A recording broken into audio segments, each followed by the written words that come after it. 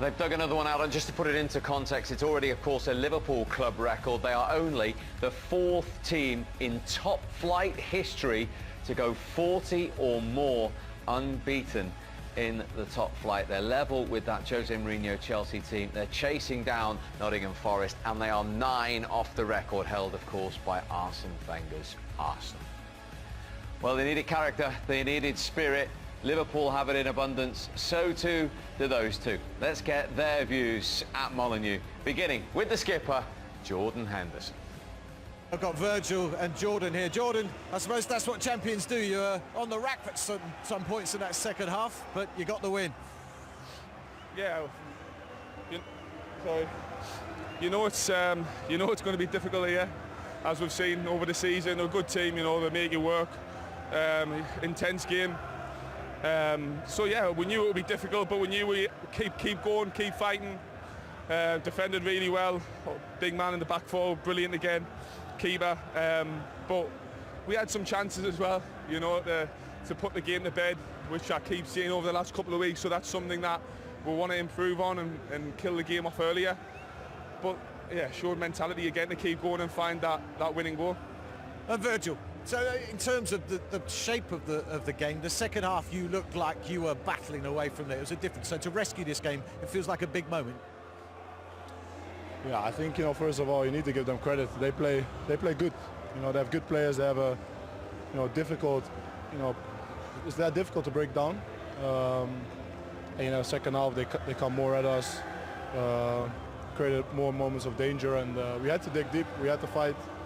But yeah, that's something we can do as well. And obviously we're not happy about the goal we conceded, but how we reacted on that, you know, is a good thing. And we know we're always going to have chances, and today again, so great 3 points.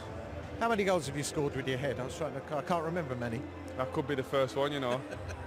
To be fair, normally I'm protection on corners, and recently I've been getting in the box, haven't I? So no, it was nice. It was a great delivery, good movement from Genie to get us free, and thankfully I managed to get a head on it, and it went in. Of course, it's about winning titles, though, not records, but the record is still going. Yeah, but you're probably bored of me keep saying it, but it's just about the next game. I want to keep going. Every game's the biggest game of the season, as the manager keeps saying to us. Got the FA Cup on the weekend now, so we need to prepare for that. But yeah, we just want to keep going, give everything like we always do, and keep building on what we've achieved so far. Gentlemen, thank you very much for your time. Well played.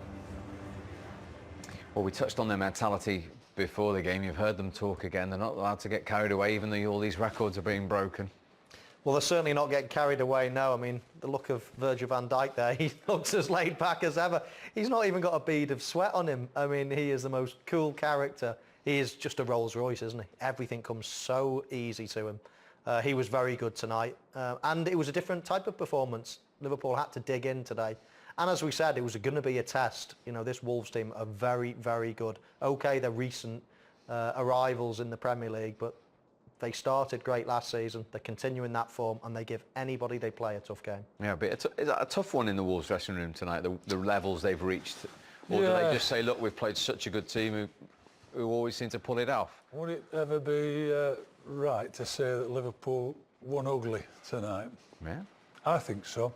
I think it's one of they've learned how to do it. They've had a lot of 2-1 victories, haven't they? Just narrow 1-goal victories. And I think Wolves will be devastated in there. And I said earlier, I think they were going for it. I thought they were in the ascendancy. I thought they were the best team in the second half. They played the best football. I thought, when I hear Jordan saying they had chances, not too many, I thought Wolves had the better chances. And then to lose it, I think they'll be devastated, yeah. I thought they played really well. Yeah, they can take a lot from it, if not the points. Yeah, they can. I mean, I think they rise and rise. They go higher in everybody's expectation. You know, the more and more we see them. They've got real talented players. Traore, possibly the most improved player in the Premier League that we've seen in recent times. Jimenez is brilliant. I mean, right throughout their team, they've got a lot of quality. And they give anyone a good game. And Liverpool there have had to pull out all the stops to get a result. But what does it say about that Liverpool team, just enhancing what you were saying before kick-off? I think it's always been said throughout, you can win games, and you can have a really good team and win games brilliantly during a season. Winning the league, it's only 99.9% certain that he can't even say it's 100% certain. I can tell you, it is. You're going to win the league. And that's when you have to, it's winning those games when you don't play well. I thought they looked tired tonight. There was one or two looked a bit leggy. I think one or two didn't play as well as you expect them to play. But they kept going, and when that chance falls to Firmino, his touch and his finish is just brilliant. And that's the difference between them and all the other teams at the minute. We'll have a look at that in a moment after we've got the thoughts of the Liverpool boss, Jurgen Klopp.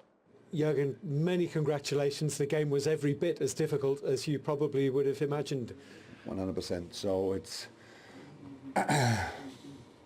we scored a wonderful goal with a lot of good possession, a lot of good things, but the setup for Wolves is really good, I have to say. What Nuno is doing here is so different to pretty much everything what everybody is doing in Europe in football. Yes, it's about counter-attacking, but it's as well in possession. They have a proper plan for possession, so it's like really using the width of the pitch. And then if you bring Traoré on the ball, we spoke about it in the dressing room, we thought he's unplayable in moments. I think he only can knock himself down with, I don't know, it's really unbelievable. And then the crosses become better and better. He's involved in more and more games, so it's really, what a player. It's not only him, but of course that makes then all the difference, because the rest is pretty much to defend, but when he has the ball, then you have just to hope that the crosses doesn't find anybody. So 1.5 time, they score a goal from a counter-attack, which makes not too much sense when you're 1-0 up, but it's the situation. That's what they are strong in. We accept that. A couple of more minutes, Wolves in charge of the game, but then we could calm it down again. Then we had only the problem that we it wasn't 100% clear what we wanted to do, obviously. That, like you saw it when Trent, such a positive, optimistic, offensive approach, so he's still searching for solutions, but we don't have the real offers anymore. We changed the system 2-3 times, and so then in these moments you have to control it. In these moments you have just to keep the ball, because they let us play until the final third. There we lost the ball, counter-attack again. So, but then, how I said, we calmed it down. We had incredible chances first half, second half, 1-1 on the goalie. I don't know how often, 3-4 times for sure, 1-1 on the goalie. Yeah, and then Bobby, magic moment, Bobby Firmino, and fires the ball in the far corner, which makes sense, obviously, and the rest was a big fight and all good. You always seem to find someone, you always seem to find a way to win. So many times this game, so many games this season you've won by a single goal. That takes great mental resolve as well, I would imagine. Yeah, but you saw today, it's not, the boys are humans, good, because you see it's like a little bit like this. It's not we get to concede a goal and yeah, no problem. There were moments when we were impressed by that, and when we had conversations or discussions on the pitch, you saw that. There's a lot, how I say always, there's so much to improve. Just the basis is so nice. And then, how I said, each set piece can bring us back in the game. One pressing situation brings us back in the game. One ball we win in the right moment, because it was clear that Wolves will not, like after the goal, I don't know exactly, maybe 5-10 minutes, but they were really strong. But it was clear that it will settle again. In these moments, you have to be, until then, you have to defend. Then you have to use the size of the pitch as well. More offered constantly these runs behind. That was a little bit a problem. When Sadio, which is obviously very average, that he had to go off. Hopefully it's not too difficult or too bad, but we will see that tomorrow. Can I just ask, what was it, a muscle tweak? Yeah. Okay. Oh, it's for everybody in that moment of the season, of course. So then we brought on Taki, because we switched in the game between in the defending in a 4-4-2, offensively in a 4-3-3, and so Div could have come as well, but then it's only a 4-3-3 pretty much, and so that's why I decided for Taki. He did well, but we've missed one player for the balls in behind. That was then Ox in the second half. So, and then change again in a 4-5-1, which helped them again. All these things, that was just a game. You have to find a way to win. You have to stay in the game. You have to be stable, and then you need somebody who makes a perfect decision. In this case, it was Bobby again. Thank you, and well done. Thank you very much. Thank you. Well, that was his fascinating explanation there, Mick, of all the different changes he was making within the game to find the way. Yeah, he was very generous with his time, wasn't he, explaining, and I like that he's admitted he's had to change the team, he's had to change his formation. Wolves play a system that he's saying nobody else plays in and around Europe, and it's difficult to play against. He's admitting that. I don't think he admitted that the second half, I thought Wolves were the better side watching it, but I know we all see it a little bit through rose-coloured spectacles when it's our own team. And you know what? They've won the game, and he's dead right. They have to find somebody with a solution at the end of it, and it was a good solution. I can't see for the life of me why Wolves have given it away. There's not too much wrong. They've got players back, a couple of missed tackles at the edge of the box. But when it drops to the right person, they have, as he says, the solution. He was the man, Robbie Firmino. And for the 8th time this season, they've won a game 2-1. Yeah, I mean they can do it in any way, shape or form. That's a great thing. I mean, he spoke about changing formations. You know, he always goes with a back four. It's just little tweaks in formations, little players here or there. But the constant is he always finds a way. With that same formation, he can go and win a game 5-0. That team is good enough to go win 5-0. But when the chips are down, they also have the resolve to win a 1-0 or a 2-1, as you say. Plenty of 2-1s this season. So not often you get teams that can do both, that can do everything, that can go to war to have a real fight with teams. They can play expansive stuff, they can grind it out, they can do anything with the same players. It's a remarkable feat. It is. Going back to the opening goal from Jordan Henderson, you felt Wolves could have done better here, mate?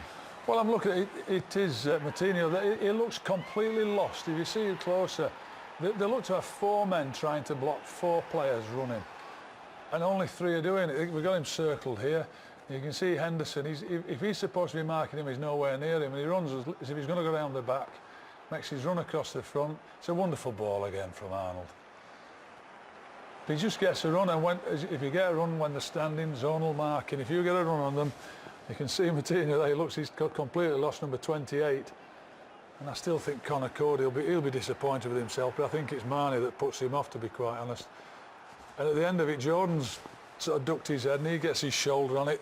But you know what, with a ball like that, you only need anything to deflect it on goal and it's likely to go in. And it's a carbon copy of the goal they scored against Manchester United. Outswinging corner from Trent Alexander-Arnold. This time it was Henderson, last time it was Van Dijk. They've obviously got that corner worked out. It's a dangerous place to knock it in at that near post. You know, just beat that first man. As soon as you beat that first man, then it's real danger. Yeah, if the blockers don't block, then the ball is always coming away from the defenders, the static defenders. As you saw, it was coming away from Conor Cody, and Jordan Henderson's running onto it. He's always the favourite. How good was the Wolves equaliser for you? Well worked in the build-up. Oh, it's brilliant. I mean, it's come from the goalkeeper, and it is Jimenez, isn't it, that picks it up, and he sets it up. But what I think about Troy, we're all saying he's the most improved player, and Jimenez continues his run. What he's added to his game, though, I mean, Jimenez is a great finisher. We talked about that. It's not his pace, but Traore's added subtlety to that power and pace. Yeah, I mean, it started with Jimenez, finished with Jimenez, but you know, a year or so ago, that ball would not have ended up there. There's no question about it. His end product has improved no end. The hardest thing for this Wolves team is once they pass it to him is to find the pace to get into the box themselves. A lot of the time, Traore will beat a player and then he's just got to stop because no one's quick enough to keep up with him, including his own teammates. This time, Jimenez, as I say, he started the move, he ended it. What a great finish, what a great goal. He's a proper striker. And what a great relationship as well, because they've now combined to score more goals than any other combination in the Premier League this season, including De Bruyne and Aguero. And Jimenez has got 20 goals in all competitions. Well, if they're better than all the other names you've just mentioned, that is some feat in itself. But we're saying that his quality, that he's improved. I mean, I'm amazed when he gets to the 6-yard line and he still takes you on the outside and gets crosses in. But he's getting crosses in now. And for Jimenez, any centre forward, you'd love that. Oh. I mean, he literally has put so many on a plate for Jimenez. Tonight was not an easy finish. I mean, he directed his header brilliant. But the amount of cutbacks, his choice of final ball now, he's getting his head up. He's actually, believe it or not, we did an interview not so long ago. He says, I'm actually trying to slow down a little bit to make those better decisions. And of course, he's picking out his partner, in particular Raul Jimenez, with great regularity. Let's have a look at the magic moment, as Jurgen Klopp called it, the winning goal from Roberto Firmino.